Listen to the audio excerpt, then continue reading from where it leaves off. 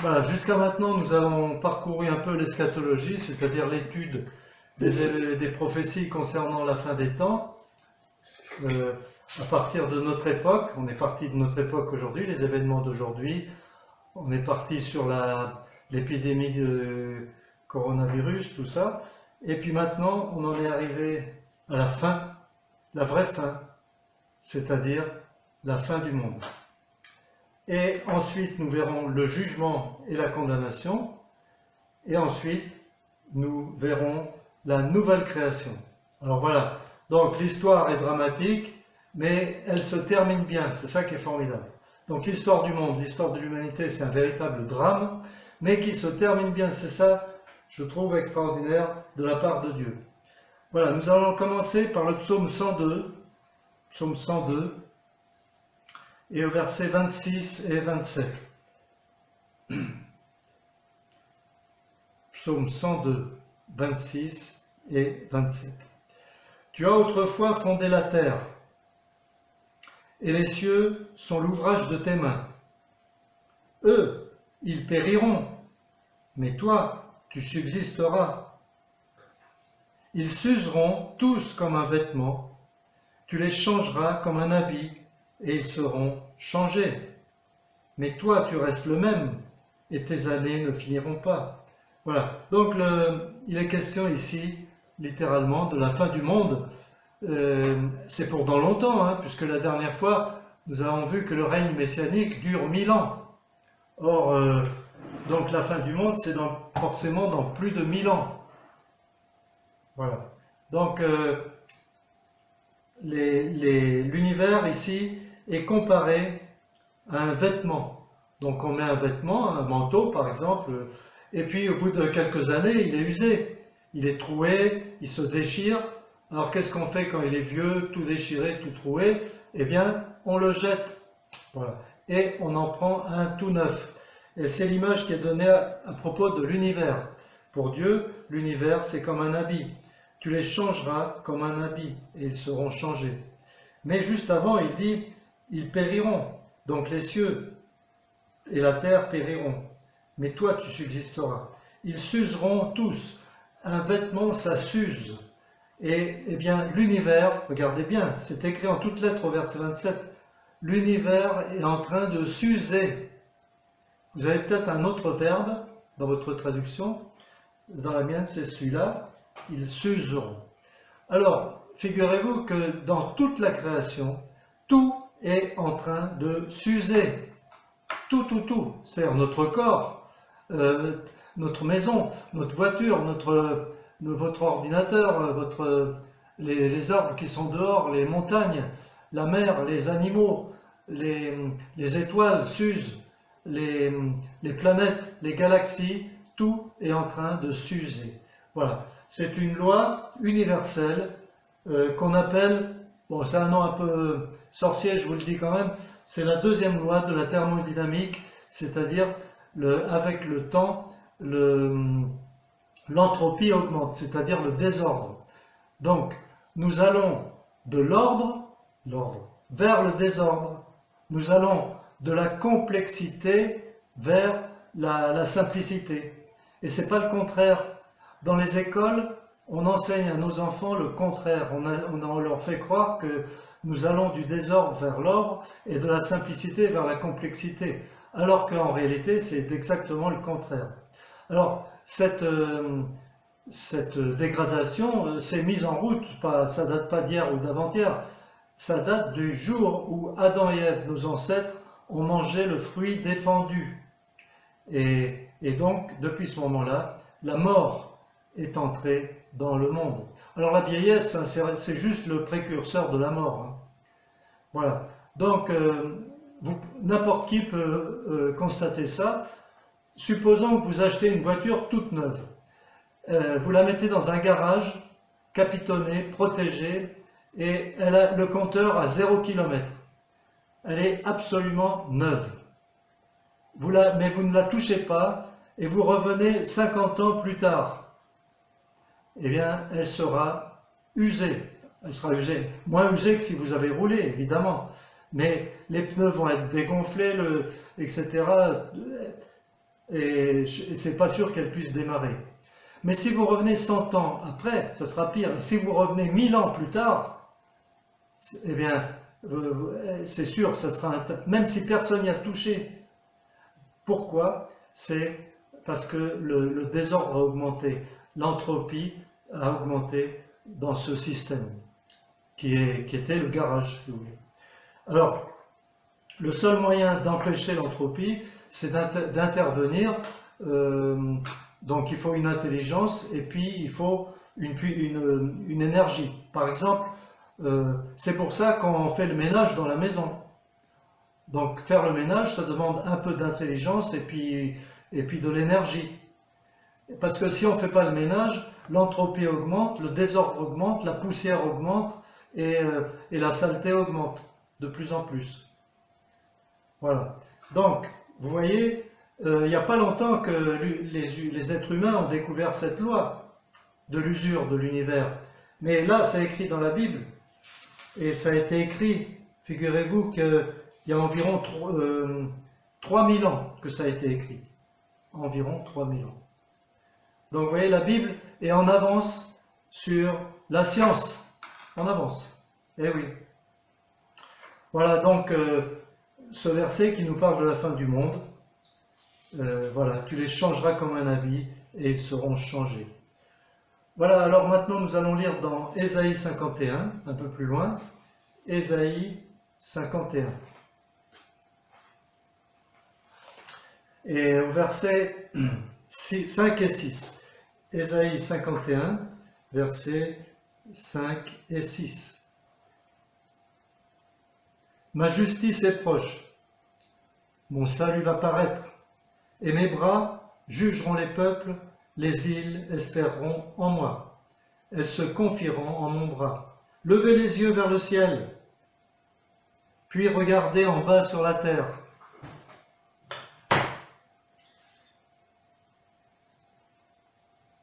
Car les cieux se dissiperont comme une fumée, et la terre tombera en lambeaux comme un vêtement. Vous voyez, elle est encore comparée à un vêtement.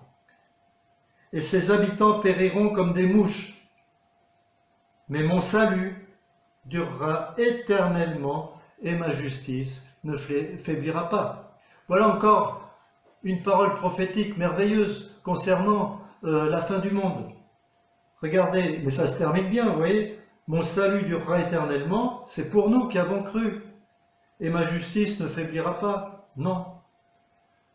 Et voilà ce qu'il dit sur l'univers. Les cieux se dissiperont comme une fumée. Voilà. Tu regardes une fumée, elle est là, et puis 2 minutes après, elle n'y est plus, elle a disparu. La terre tombera en lambeaux, en lambeaux. Elle va se désintégrer comme un vêtement, et ses habitants périront comme des mouches. Voilà, c'est horrible, hein?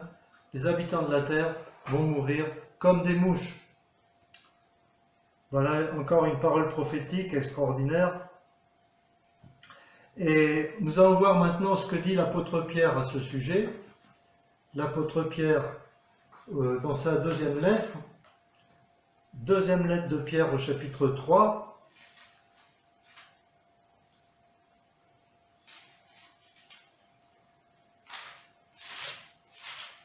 de Pierre 3, verset 7. Mais par la même parole, les cieux et la terre actuels sont gardés en réserve pour le feu. Voilà. Juste avant, il a parlé du déluge, il a parlé de la création, et maintenant, il parle, donc la création par la parole de Dieu, le déluge par la parole de Dieu, et la fin du monde par la parole de Dieu.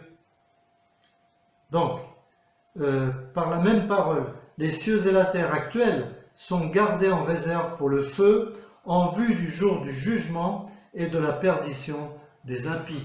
De la perdition des impies. Donc ça, l'apôtre Pierre nous parle de la fin du monde, qui se fera par le feu. Et regardez, maintenant il va nous donner quelques paroles, quelques détails supplémentaires au verset 10 à 11, 12, 13. 10 à 13, un peu plus loin. Le jour du Seigneur viendra comme un voleur. En ce jour-là, les cieux passeront avec fracas.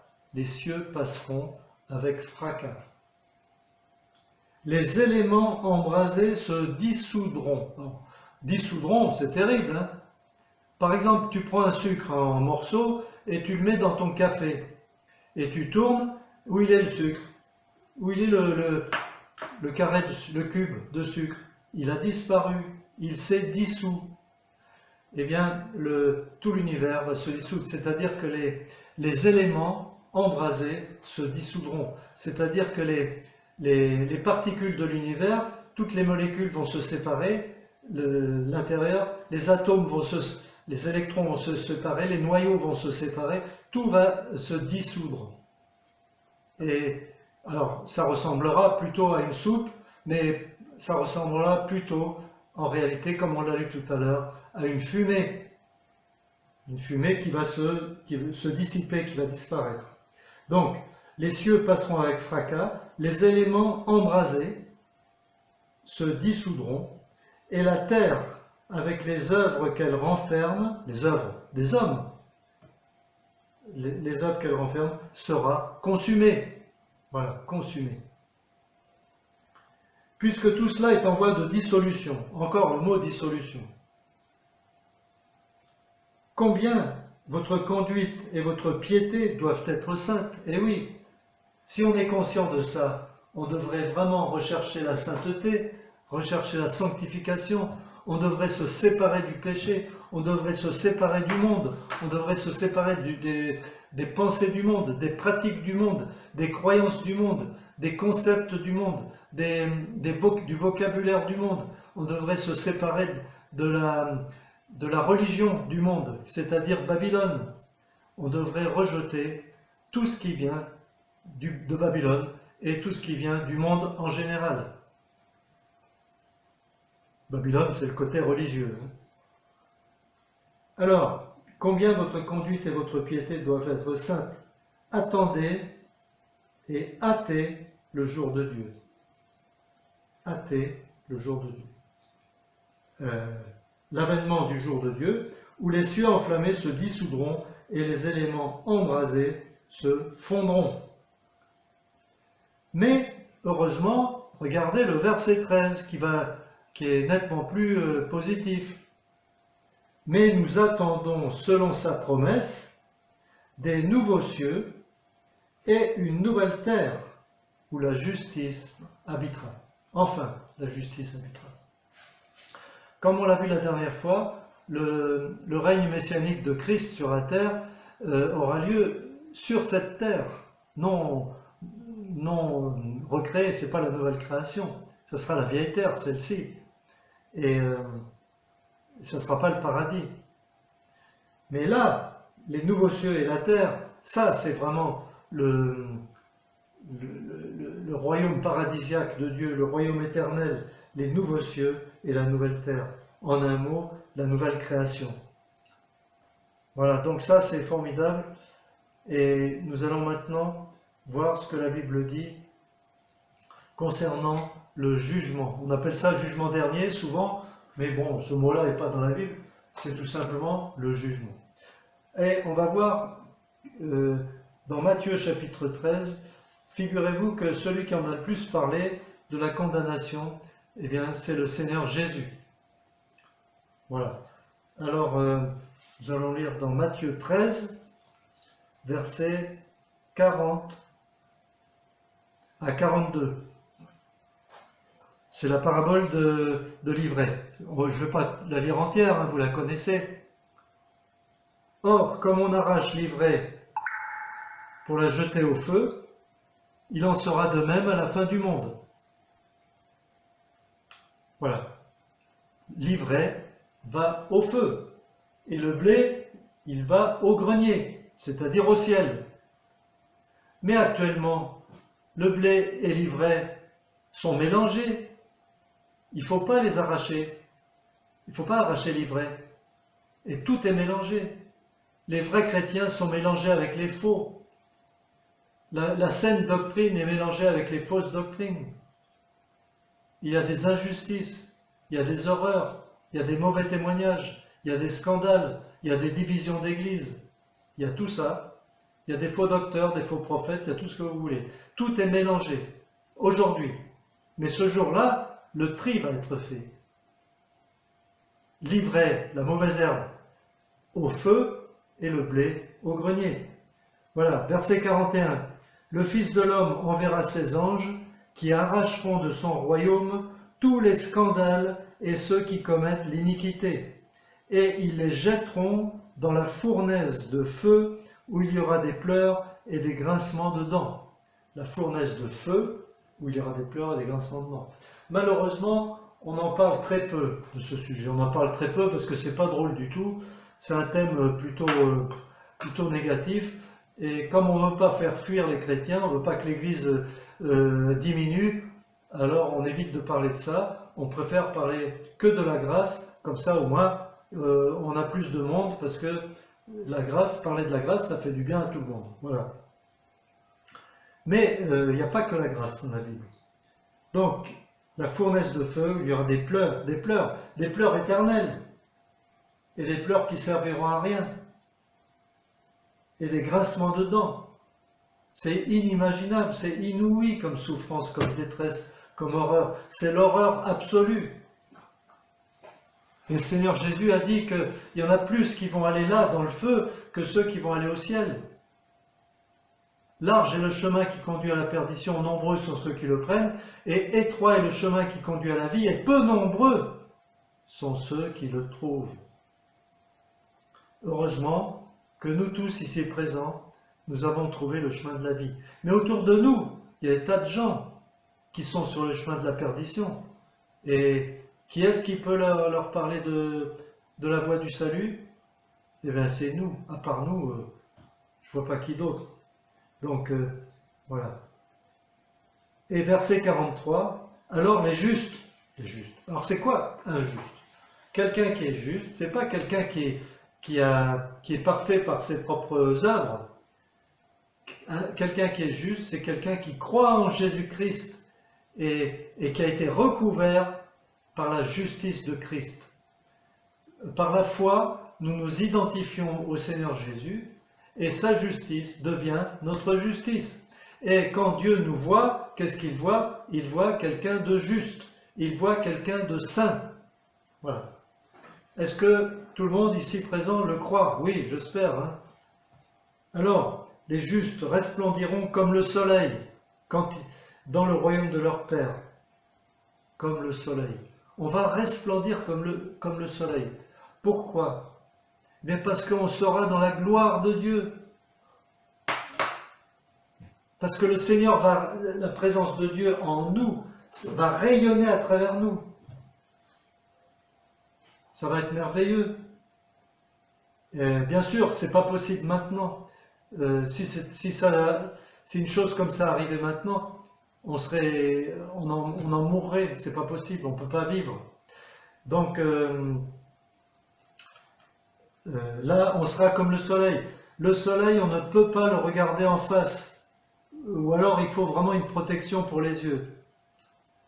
Eh bien, ce jour-là, on n'aura plus besoin de lunettes de soleil, parce qu'on aura des corps nouveaux, des corps parfaits, des corps célestes, des corps adaptés à la vie céleste. Et donc, on se regardera les uns les autres, et on sera glorieux comme le soleil.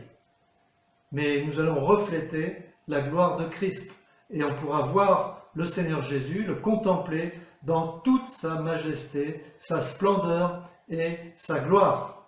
Voilà. Donc ça c'est super, on peut s'en réjouir. Et c'est sûr et c'est certain.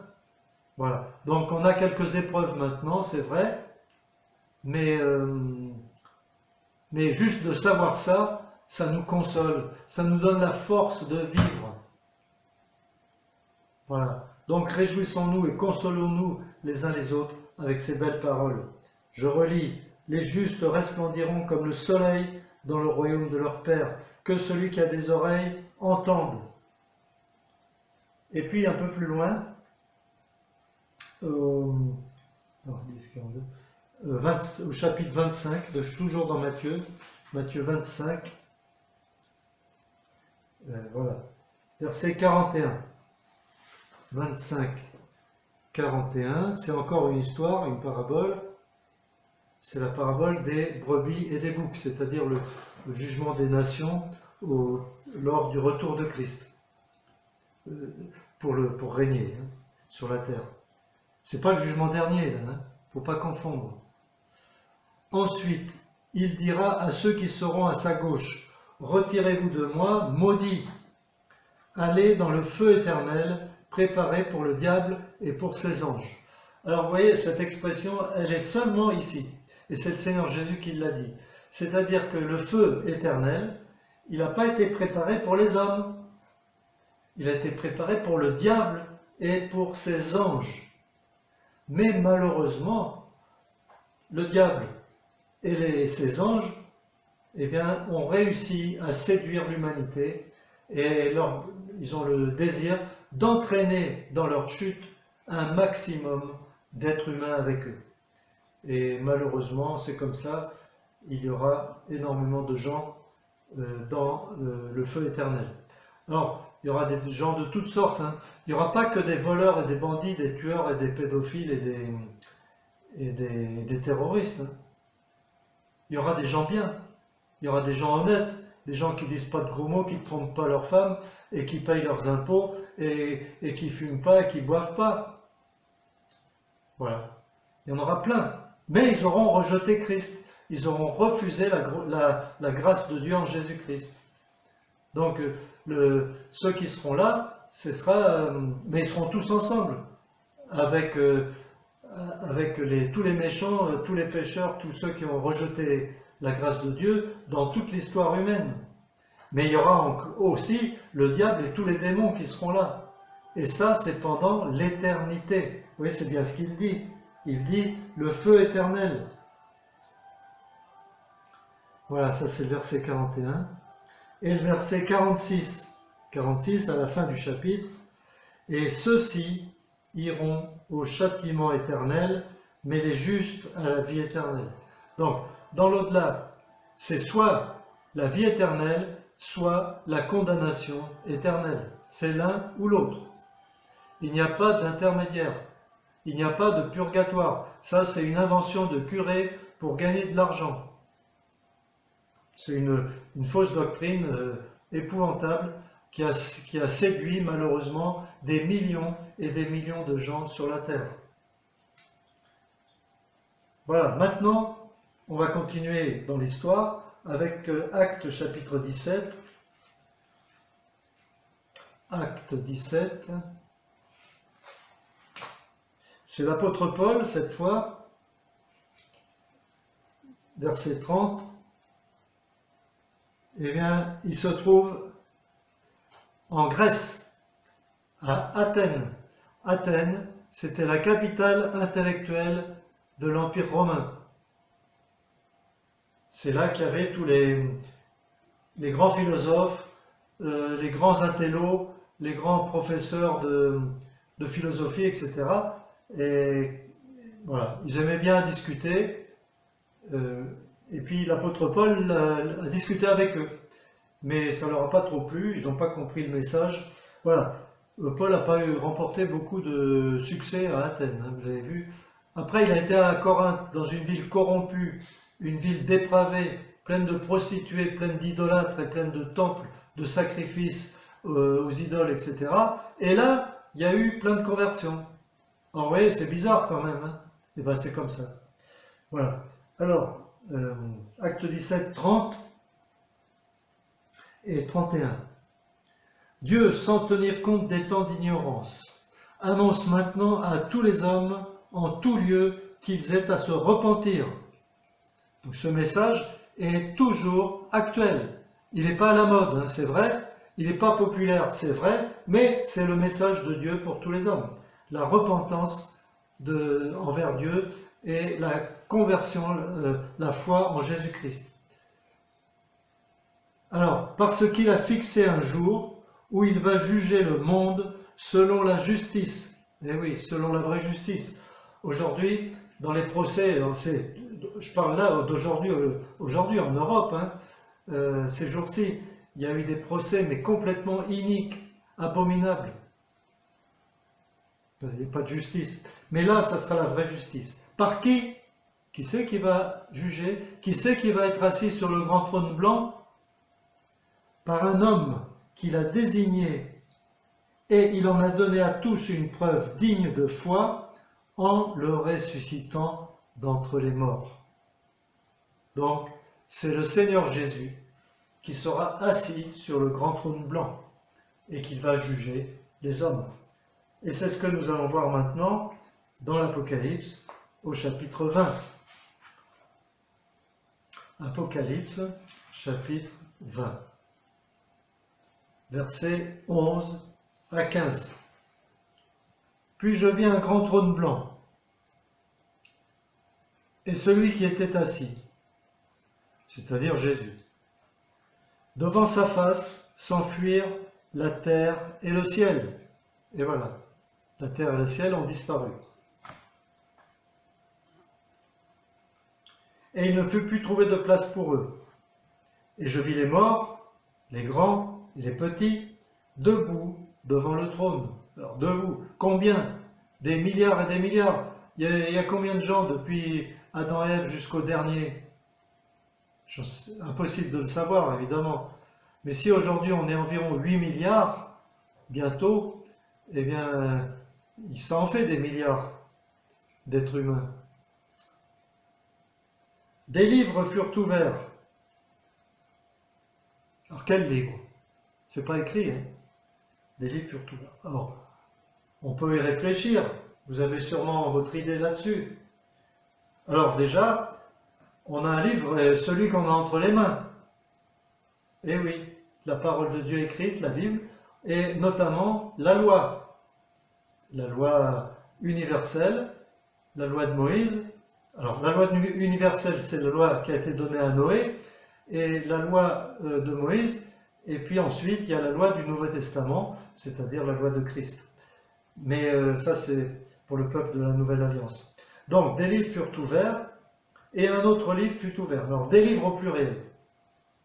Il y a un autre livre qui se trouve à l'intérieur de chacun de nous. Dans ce livre, tout est écrit. Nos pensées, nos paroles et nos actions, depuis que nous sommes nés. Tout est écrit. Ce livre s'appelle la conscience. Nous avons tous une conscience. Il y a des gens qui arrivent à la faire taire. Oui, ils y arrivent. Et au bout d'un certain temps, elle se tait. Et ce qui fait que un tueur par exemple, il peut tuer quelqu'un et puis juste après, il va manger, puis après il va dormir tranquillement, il dort comme un bébé, et voilà, sa conscience ne le dérange pas du tout. Si jamais elle le dérange, ben, il va boire un peu d'alcool ou il va fumer un joint, et puis sa conscience va le laisser tranquille. Donc ça c'est un livre aussi.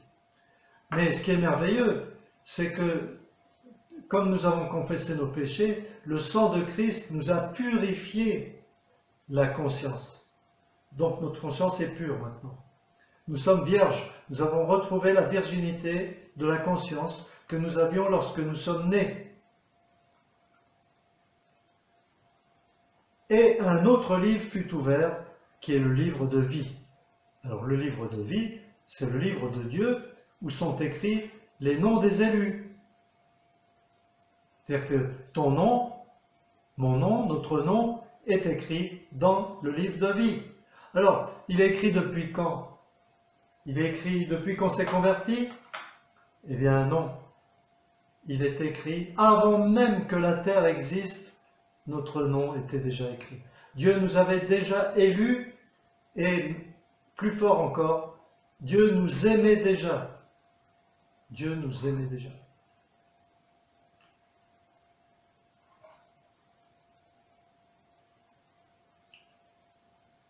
Les morts furent jugés d'après ce qui était écrit dans les livres, selon leurs œuvres. Donc les morts sont jugés selon leurs œuvres.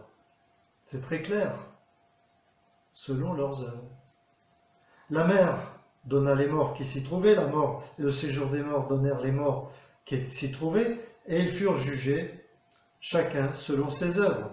La mort et le séjour des morts furent jetés dans les temps de feu, c'est la seconde mort. Et oui, pourquoi ça s'appelle la seconde mort? Eh bien parce que la première mort, c'est la mort en Adam. En Adam et Ève, ça c'est la première mort. Et nous avons tous, nous sommes nés, nous étions déjà morts quand nous sommes nés. Nous étions morts spirituellement. L'instant même où Adam et Ève ont mangé le fruit défendu, ils sont morts. Leur esprit est mort. Le contact avec Dieu a été coupé. La lumière s'est éteinte. Mais ils ont continué de vivre physiquement, et ils sont morts physiquement quelques années plus tard, quelques siècles plus tard. Donc nous sommes morts en Adam, mais nous sommes ressuscités en Christ.